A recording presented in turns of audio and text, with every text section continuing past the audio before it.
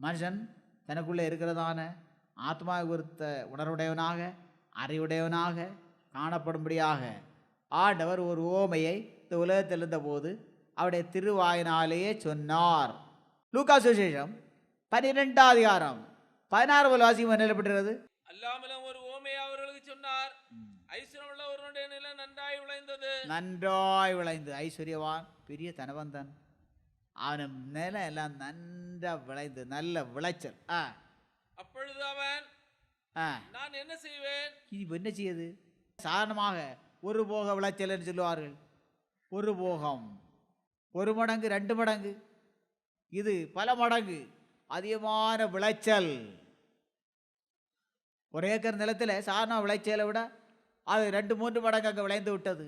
பயங்கரமான அமோக விளைச்சல், அமோகமான விளைச்சல். விளைச்சல் என்றால் இப்படி இதுக்கு முன்ன அவன் விளைந்தது கண்டதில்லை.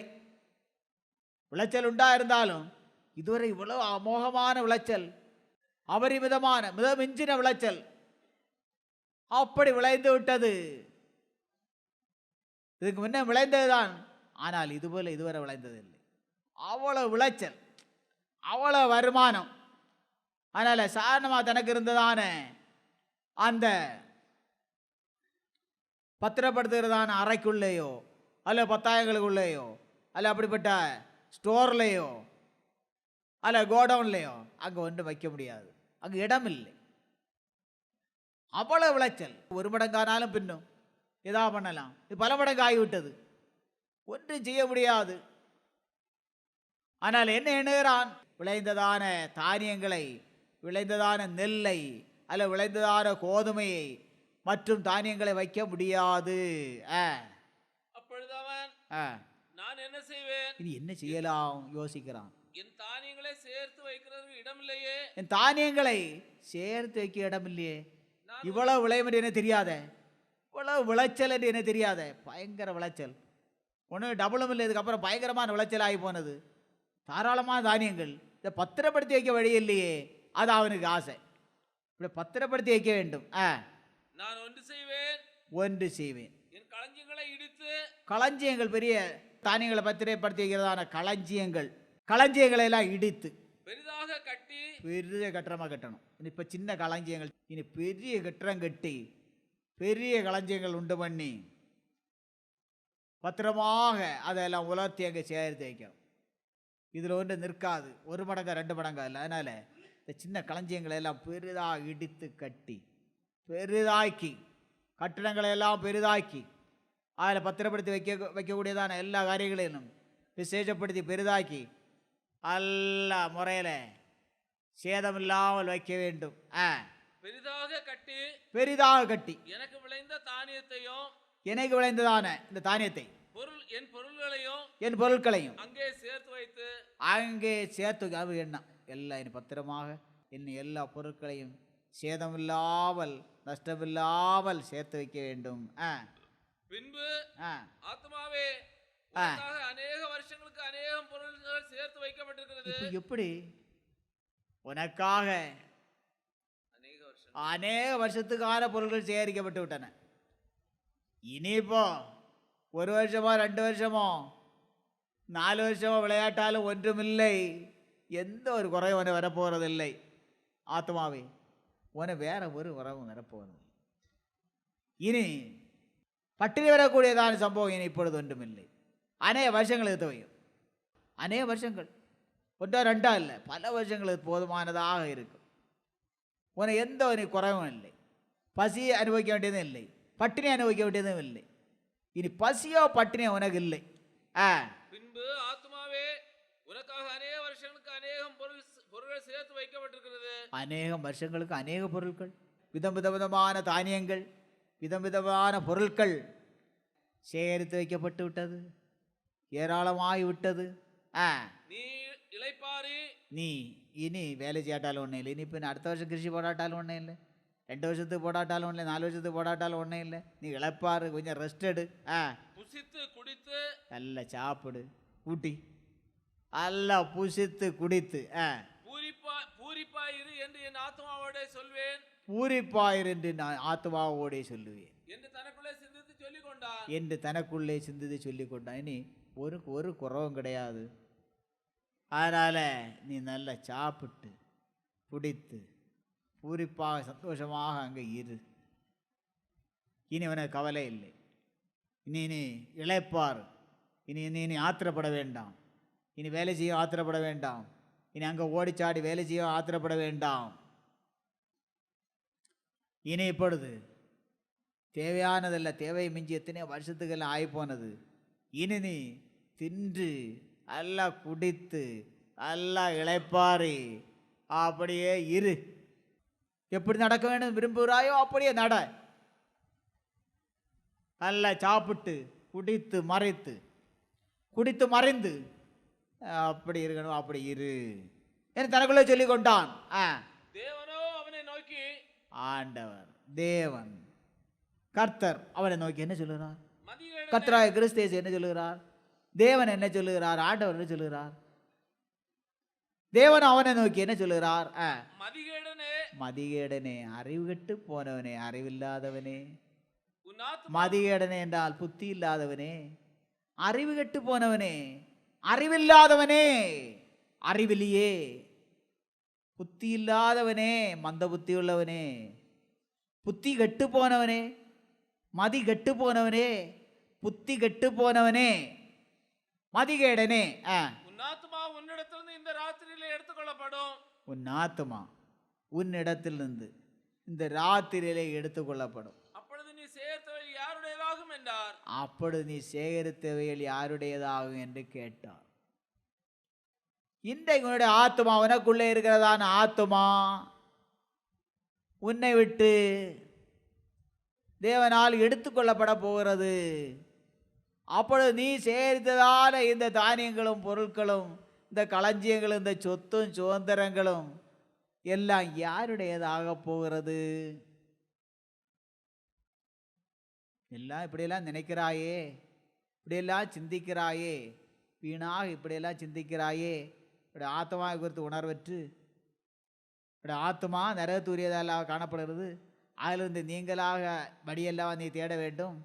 அந்த எண்ணமோ நினைவோ இல்லாமல் உலகப்பிரகாரமாக பெரிய ஆஸ்தியின் சொத்து எல்லாம் கிடைத்து விட்டது.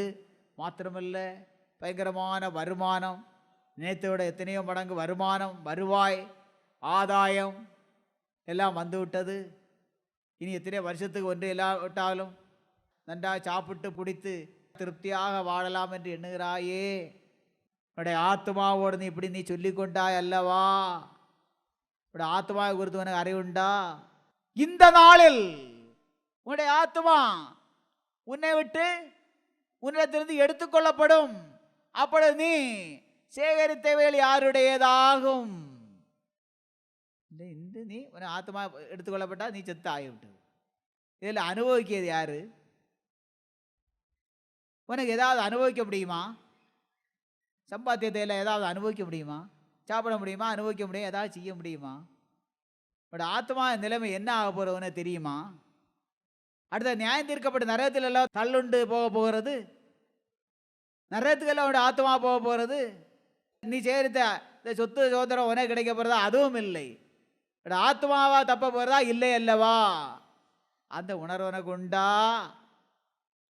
அந்த எண்ணமாவது உனக்கு வந்தது உண்டா? அவன் ஆத்மாவை குறித்த அந்த எண்ணம் ஏதாவது வந்தது உண்டா? எல்லாம் உலகப்பிரகாரமாக எண்ணுகிறாய். உலகப்பிரகாரமாக எல்லாம் சாப்பிட வேண்டும், குடிக்க வேண்டும், புசிக்க வேண்டும், பாவத்திலே ஜீவிக்க வேண்டும் என்று எண்ணுகிறாய், விரும்புகிறாய். உன்னை தேற்றிக்கொள்கிறாய், ஆத்மாவை தேற்றிக்கொள்கிறாய், உன்னை தேற்றிக்கொள்கிறாய். ஆனால் உனக்கு ஆத்மாவை வந்திருக்கிறதான சேதம் என்ன, நஷ்டம் என்ன என்பதை அறிந்திருக்கிறாயா? உனக்குள்ளே காணப்படுவதான அது விலையேறப்பட்டதான ஆத்மா சேதமடைந்து நஷ்டமடை நரகத்து போவதை குறித்து உனக்கு அறிவு இருக்கிறதா? மனம் திரும்பலை குறித்தோ, பாவனை குறித்தோ, ரட்சிப்பை குறித்தோ, பரிசுத்த ஜீவியத்தை குறித்தோ, பரிசுத்தாவினால் அபிஷேகம் பண்ணப்படுவதை குறித்தோ, பல்லோ ராஜ்யத்தை குறித்தோ, நரகத்தை குறித்தோ, நியாய தீர்ப்பை குறித்தோ எந்த விதமான அறிவும் அற்று போனதான ஐஸ்வர்யவான். அவன் என்ன? பாவத்திலே காணப்பட்ட ஐஸ்வர்யவான், ரட்சியப்பட்ட ஐஸ்வர்யவான் அல்ல. ரட்சியப்படாத ஐஸ்வர்யவான், அறிவில்லாத ஐஸ்வர்யவான், அறிவில்லா பெரிய தனவந்தன், அறிவில்லா பெரிய கோடீஸ்வரன். ஏராளமான சொத்துகளோடு சுதந்திரத்தோடு எல்லாம் காணப்பட்டவன், அறிவற்ற நிலைமையோடு காணப்பட்டவன், புத்தியற்ற நிலைமையோடு காணப்பட்டவன். மற்றபடி சொத்துக்க சுதந்திரத்துக்கு தடை ஒன்றும் இல்லை. அந்த ஆண்டவரை பின்பற்றி ஆண்டவரிடம் மனம் திரும்பி ரட்சிக்கப்பட்டு ஆண்டவர் பிள்ளையாக ஜீவிப்பது ஆண்டவர் பிரியமானது. அவனுடைய சொத்து இருப்பதில் சுதந்திரம் இருப்பதில் தப்பொன்றும் இல்லை. அவன் ஆண்டவர் பிரியமாக ஜீவிப்பது அவசியம். தன்னுடைய ஆத்மாவை குறித்து அறிவுடையவனாக காணப்படுவது அவசியம். ரட்சிக்கப்பட்டவனாக காணப்படுவது அவசியம். மனம் திரும்பி பாவரிப்பை ரட்சிப்பையும் பரிசுத்த ஜீவி அனுபவத்தை அடைந்து நரகத்தின் நியாயத்திற்கு நீங்களாக்கப்பட்ட அனுபவத்தோடு பல்லவராஜ்யத்திட்டு தான் அனுபவத்தோடு இந்த உலகத்திலே தேவனுடைய பிள்ளையாக ஜீவிப்பது அவசியம். அப்படிப்பட்டவனுக்கு என்ன சொத்தோ சுதந்திரமாக இருப்பதில் எந்த விதமான தப்பும் இல்லை. அது பல்லவராஜ்யம் செல்ல தடையும் இல்லை. இவனுக்கு என்ன உலக பிரகாரமான ஐஸ்வர்யவான், தன்னை உருவாக்குற சொந்த தெய்வத்தை குறித்த அறிவில்லை, தன்னுடைய காலத்தை குறித்தான அறிவில்லை, தன்னுடைய ஆத்மாவை குறித்தான அறிவில்லை, எந்த அறிவும் இல்லாத ஓர் ஐஸ்வர்யம். உலக பிரகாரமாக சொத்தோ சுதந்திரமா இருந்தால் அவன்தான் பாக்கியவான் என்று எண்ணுகிறார்கள், பேசுகிறார்கள், சொல்லுகிறார்கள் அறிவில்லாதவர்கள். மதிகேடனே மதிகேடனே, உன் ஆத்துமா உன்னிடத்திலிருந்து இந்த ராத்திரியிலே எடுத்துக்கொள்ளப்படும். உன் ஆத்துமா உன்னிடத்திலிருந்து இந்த ராத்திரியிலே எடுத்துக்கொள்ளப்படும்.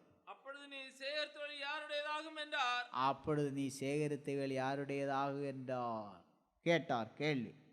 தேவனிடத்தில் ஐஸ்வர்யவானாயிராமல், தேவனிடத்தில் ஐஸ்வர்யவானாயிராமல் தனக்காகவே பொக்கிஷங்களை சேர்த்து வைக்கிறவன், தனக்காகவே பொக்கிஷங்களை சம்பாத்தியங்களை பணத்தையும் சொத்தையும் பொருட்களையும் எல்லாம் சேர்த்து வைக்கிறவன் இப்படியே இருக்கிறான் என்றார். இப்படியே இருக்கிறான் என்றார். அல்லேலூயா ஸ்தோத்திரம். எப்படி தனக்காக பொக்கிஷங்களை சேர்ப்பது, தனக்காக சொத்துக்களை சேர்ப்பது, ஆண்டவருக்காக, ஆண்டவர் நாமத்தின் மகிமைக்காக, பரலோகராஜ்யத்திற்காக தான் சேகரிக்க வேண்டும் பொக்கிஷங்களை, சொத்தாக சுதந்திரமாக. இது என்ன? உலக பிரகாரமான சேகரிப்புகள், உலக பிரகாரமான சம்பாத்தியங்கள். பரலோகராஜ்யத்திற்கான சம்பாத்தியம் இல்லை, தேவனுக்கு ஏற்றதான சம்பாத்தியம் இல்லை, தேவனிடத்தில் ஐஸ்வர்யவானாய் காணப்பட வேண்டும் என்றதான அந்த அனுபவம் இல்லை, தேவன் விரும்பும் சம்பாத்தியம் இல்லை, பரலோகராஜ்யத்திற்கான சம்பாத்தியம் இல்லை, தேவனிடத்தில் பொக்கிஷங்களை சேர்த்து வைக்கிறதான அனுபவம் இல்லை. உலக பிரகாரமான பொக்கிஷங்களையும் பணத்தையும் சேர்த்து வைப்பதனால் எந்த பிரயோஜனமும் இல்லை. அது ஒரு நாள் எல்லாம் கைவிடும், எல்லாம் கைவிட்டுட்டு போக வேண்டியதுதான். அந்த சொத்து சோதரம் எல்லாம் தான் கைவிட்டு கொண்டு போக வேண்டியதான், அவைகளும் கைவிடும். ஆஸ்தி ஐஸ்வர்யம் ஒன்றும் பிறகு தனக்கு நிலைக்கிறதில்லை, அதோடு வாழ்நாளும் முடிந்து எல்லாம் போகிறது, அதோடு ஜீவமெல்லாம் முடிந்து போகிறது, வாழ்வெல்லாம் முடிந்து போகிறது. ஐஸ்வர்யவான் ஆன உலகம், உலகத்துள்ளதான காரியங்கள் மாத்திரம். இதா பிரயோஜனம் உண்டா? இல்லை. ஆத்மா ஏதா பிரயோஜனம் வந்ததா? இல்லை. நஷ்டம்.